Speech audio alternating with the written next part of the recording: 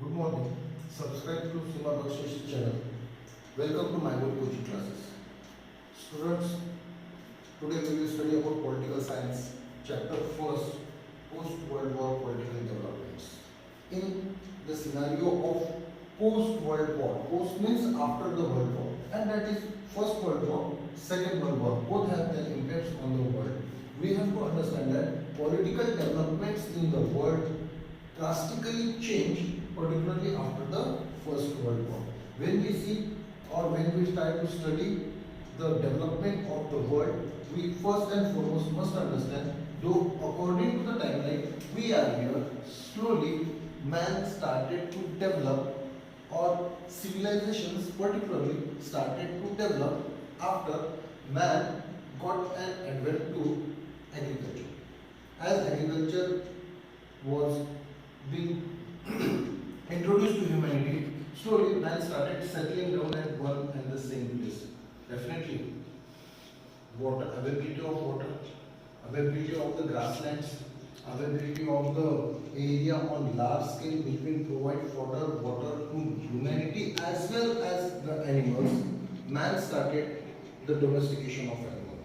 Slowly, it was also the time when we understood the interdependence, and the most important part of the interdependence is that we have to understand that accordingly the people, as they started developing themselves or as they started settling down and progressing in various fields, slowly give and take procedure started. As far as India is concerned, we know about the barter system. During the barter system, each and every village was expected to be means fully sufficient in its all needs in everyday life. They were not dependent on others. But slowly, as the foreigners started attacking India, they started coming towards Indian land, and the supremacy of the foreigners culminated into a new cultural ties, the new civilizations, and that introduced the interdependence on more scale, on large scale. People now needed many things which were not the needs of their day-to-day life prior to that time. Most important part, because of this interdependence, we or the nation started shaping their own foreign policies. Keep in mind, in the beginning, there were no nations. The kings who had their own geographical territory was termed, or today we study it as a nation, but that was a kingdom. And the regimes of the kingdom used to collapse, used to stand up, and sometimes as the sun rises, the kingdom used to prosper, used to enter into another kingdom's area and then capture it. But at the same time, there was also a negative side. The kings used to lose the battles and at the same time lose the areas also. So there was shifting. But people at the local level lived the life as it is. The political scenario of that time, as we call it the monarchies or the kingdoms, was just to save the prestige of their homeland. They used to capture the land but never mingle with religious, economical, geographical, whatever the day-to-day life culture was of the people. Slowly, the nation started to be built or to be created because of the language, because of the coming together in terms of religion, caste, creed, and all these people came together to have their one identity. That identity culminated into country. We call it today country. These countries gave their own foreign policies. Foreign policy, definitely. The interdependence of the nations from one to another is as easy as to understand. This interdependence, we can say it at the personal level. Then, as the personal, we have the family. With the family, we have the groups. The groups into the means as at the level, city or wherever we are, the state, the nation, and the world. So all they are, as this is, so is it also like this. Naturally, we have to understand that each and every person at one and the same time are interdependent on one another. Today the best example of interdependence is that, keep it in mind, the nation which is fully aware of its own supremacy, we are studying about the political development. So whatever the developments that are in the world, every nation is dependent on one or the other. The best example today, America approaching towards India for medical facilities fighting against COVID-19. So this tells us that a supreme nation of the world having its own supremacy on the political scenario of the world, yet threaten India if India is not ready to cooperate. We can understand how the interdependence is from the personal level and the international level. So all this scenario culminated, and when these groups, when these peoples, when these kings, when these countries came together, they had their own policies. These policies, we call it as foreign policy. The foreign policy means one country's relation with other or all countries. Keep it in mind, when we study about this, we have to understand that one country's relation with other country, that means the foreign policy of one country with another country may differ. For example, India. As we study about India, we know that India, we have Sri Lanka, we have Bangladesh, we have Myanmar, we have Bhutan, we have Nepal, we have China, we have also some other nations here, Afghan and Arab, and particularly the Pakistan. Relations with all these nations is not one and the same related to India. When we study about the foreign policy, through foreign policy, we try to understand the relationship with all these nations along with this and this nation. There is no need to explain it the otherwise way or to give more examples. So the foreign policy, how the foreign policy gets affected, it is totally dependent on geographical area, economy, education of the nation, youth,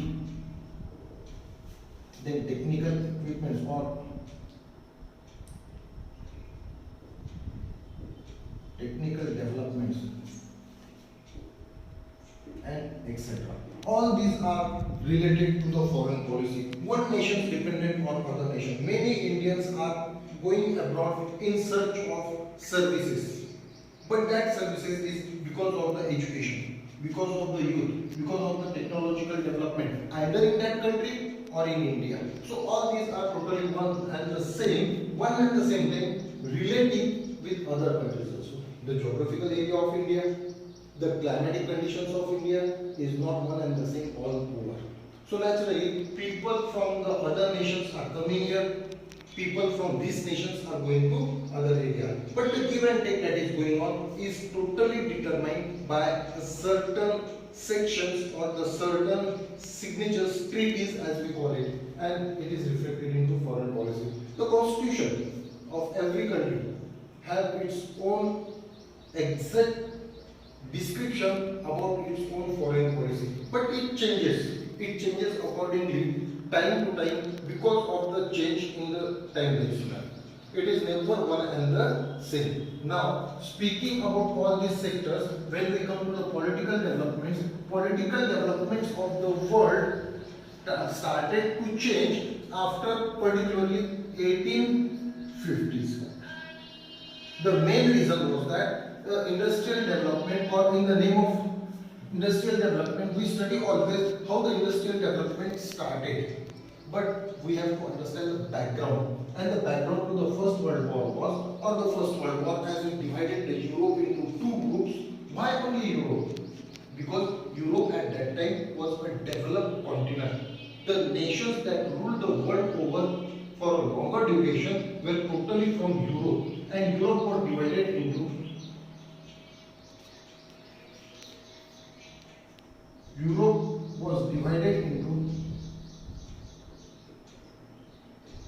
two groups.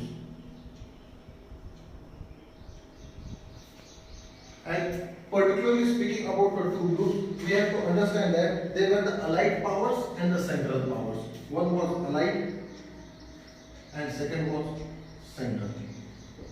The USA, England, France, Russia were on one hand, whereas on the other it was Germany, Italy, then Austria, Bulgaria, Hungary, and etc. So these total both the groups were divided against each other and they had their fight. Try to understand the main reason for this. Last year we studied about imperialism.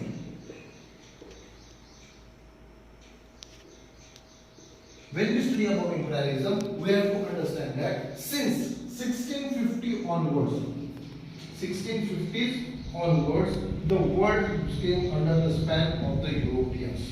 Europeans started to move out of Europe, out of their own countries, and started capturing the other portions. Because of this, what happened? The countries, as they moved from one area to another area, they captured the land and converted that country into colony. Now, what are the colonies? Colonies were the assured markets of raw material. They were the areas from where the Europeans got the colonies to give them whatever the raw material the Europeans needed for Europe. Now, this is interdependence. In other words, this was the interdependence, but the others or the neighboring countries should not get the same benefit. So naturally, the Europeans started imperialism in terms of colony from where they got all the raw material. This raw material, when they started selling, they were having economic prosperity. These colonies gave them economic prosperity.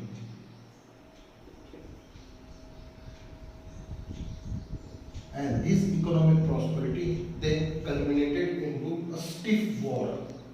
So they wanted the areas for markets, and the same area which was the colony of the country converted into the market also. Now these assured markets, we have the best example in terms of India. From India, raw material in the name of cotton, indigo, was taken away to England. From India it was exported to England, and then from England the finished goods came to India. Naturally, there was the competition. At the same time, synthetic fiber, artificial fiber, was used to make other clothes, and because they were cheaper, were introduced to the Indian markets. Slowly, India converted into an assured market of England. England is a smaller country as compared to India, and naturally, India, a big market was. When we study about India, we have to understand that India means not today's India.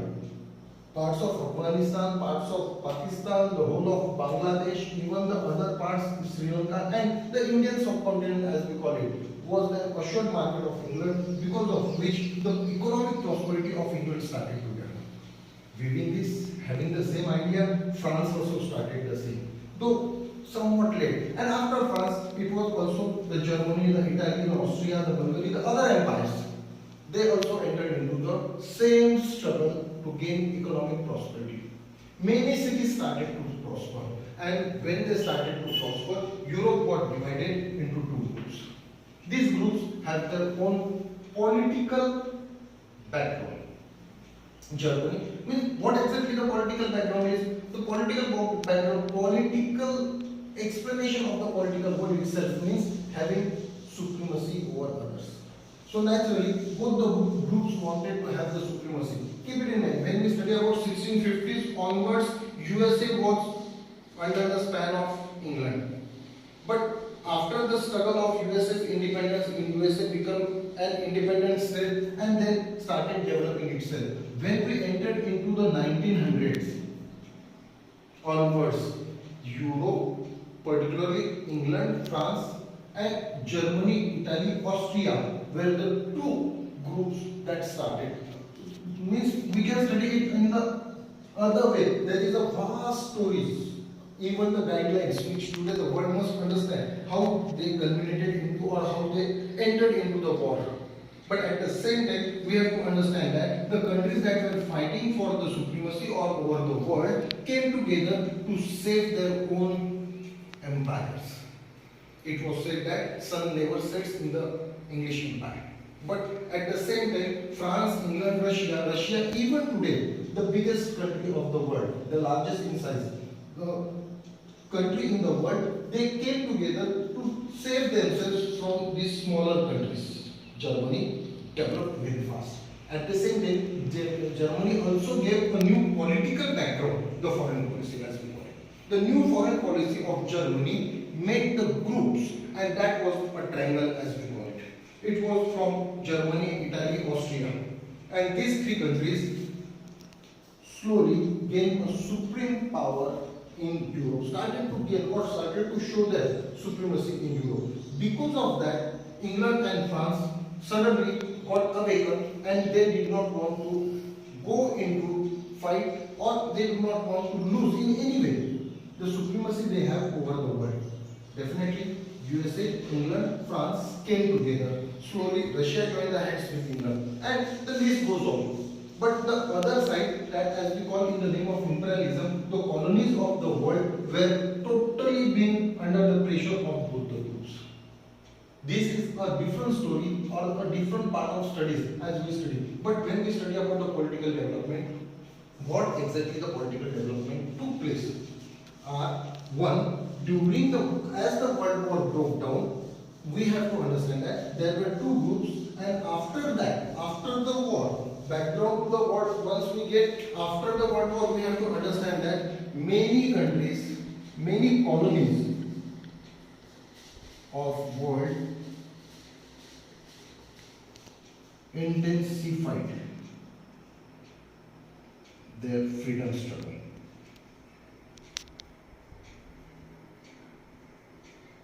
Try to understand. This is a short sentence which we have to understand in a longer length in terms of ideology. Many colonies of the world intensified their freedom struggle. Yes. For example, when we study about India, India was a nation of various kingdoms that came under the British rule and became a British colony. We can understand it very easily. But after 1885, that is the origin of Congress or establishment of Congress, and as we move towards 1900, the in Congress that was now slowly gaining popularity among the Indians entered into a political scenario, political elections under the name Swaraj Party. We have studied this in 8th standard. This is not a part of our study, right? This in this chapter. But the background when we study about the World War or its effects after that, the effects one was that most of the countries of the world, first and foremost, dethroned the empires. The kings, the royal or the aristocratic families were shifted apart and political scenario started to change. In Europe, many countries, as they started a freedom struggle, so in Europe, many countries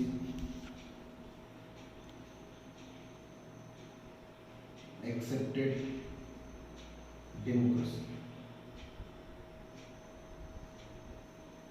Now, acceptance of democracy means definitely they rejected the supremacy of the royal families and they accepted the democracy of the people, by the people, for the people, as we all know. But at the same time, when we study about the aftermath of the Europe was totally under the span of one, the economic losses that happened during the World War. The economic losses, first and foremost. Second, the youth, as it lost its youth on a large scale. Europe's cultural ties started to shift. Definitely, on one hand, industrialization was giving them most of the prosperity, but at the same time, on the other hand, they had to struggle in their own cultural ties that shifted the ideologies from the royal families towards the democratic setup. democracies came over in Germany, in Italy, in Austria, and many other countries. But at the same time, democracy proved to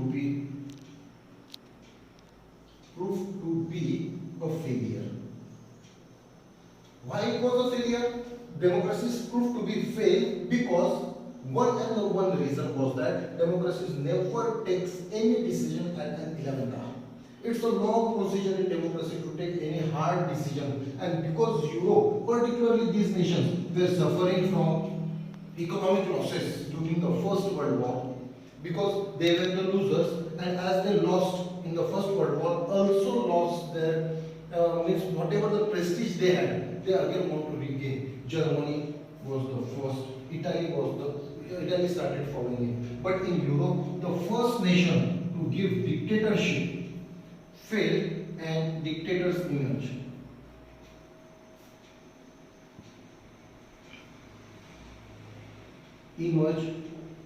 Dictatorship emerged, dethroning the democracies. Democracies was shifted apart and dictatorship came into being. First was Mussolini in Italy, followed by Hitler in Germany. We know about Hitler too much, the dictator of Germany. And definitely there are many other interesting stories in Austria, Bulgaria, even in Asia, particularly Japan. When we study about Asia, the Japanese nation, as it was under the control of the royal family, shifted from it, and there a military dictatorship came into being. So all these nations dethroned the democratic process failed. While studying the aftermath of this, at the same time we also have to study one of the biggest assets in the world war, and that was establishment of the League of Nations. That was the League of Nations was established. All these countries became the part of League of Nations except the USA. USA was not a part of the League of Nations. Keep it in mind, League of Nations was the group of the associations of the countries that came together to avoid further wars. What was the main aim? Aim was to avoid any further world wars. But did the League of Nations succeeded in all these things? Definitely.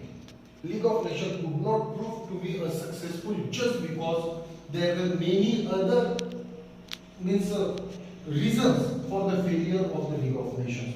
One, democracies, they came. Definitely, Germany was divided into two parts, and then all the other nations, as we study, we come to know that the Germans first to develop themselves, followed by Italy, Austria, and other countries also, including USA. USA also then became one of the major countries. Economic prosperity of Europe gave it a supremacy in the World Economic Forum.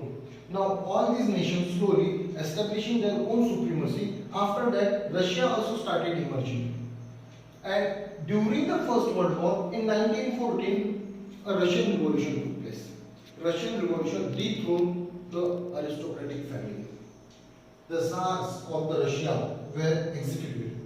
And definitely the same happened at many other places, just like the French Revolution took place some 100 years ago, the First World War. But because of that, people of the other parts of the world, who were also the colonies of the countries of Europe, now started struggling to gain freedom from the European countries. Whereas Europe's other nations, which were otherwise the kingdoms or the royal family, under the span of the royal families, accepted democracy. But this democracy could not give them the assured answers as they needed, or could not solve the problems of the common people. So common people slowly shifted or had an attraction towards dictatorship. Mussolini, Hitler are the best examples of the world. Though we say that, means the Second World War was the impact of the Hitler and was an impact of Hitler and Mussolini, but at the same time we also have to accept that there were certain treaties according to the policy of the First World War, as it ended into a treaty. The fifth point, that as we call it, the Treaty of Versailles, was also responsible for the Second World War. Whatever the reason, but League of Nations could not prove to be a successful.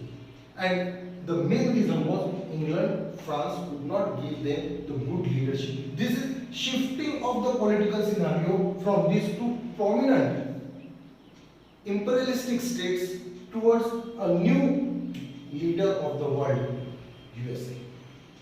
The political development because of the First World War. First World War is that the English and the French lost their supremacy, political supremacy all over the world after First World War only. But there was a space. It was not fulfilled by the USA. USA was not the member of the League of Nations. And the English, the French, the Germans, the Italians, the Japanese, who became the part of the League of Nations, had intensified their struggle once again after a span of just 10 to 15 years. And after 1930, the scenario changed to such a great extent because of the economic depth of depression that there was no other alternative but going to war. The situation was totally chaos.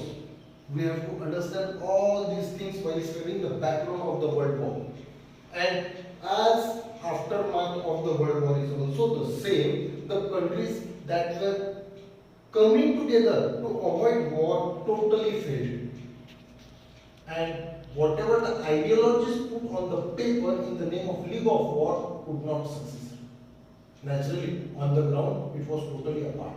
All the nations were totally becoming much more selfish now in terms of economic prosperity. They needed economic prosperity, they needed colonies. And intensifying for the economic prosperity all over the world, the European imperialistic states started accumulating wealth from their own colonies.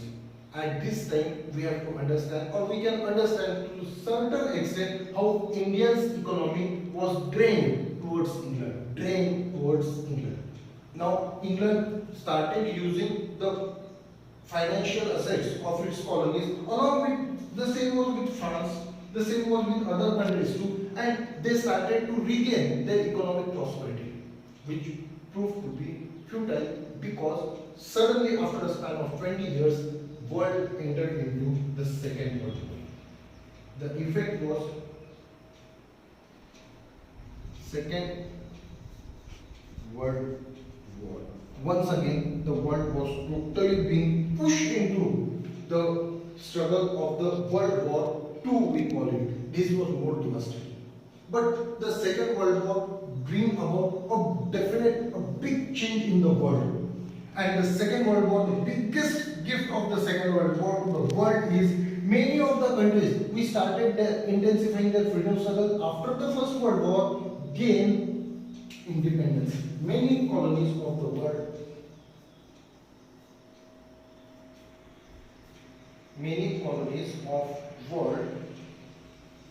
achieved their independence. Particularly, that is in Asia and other parts.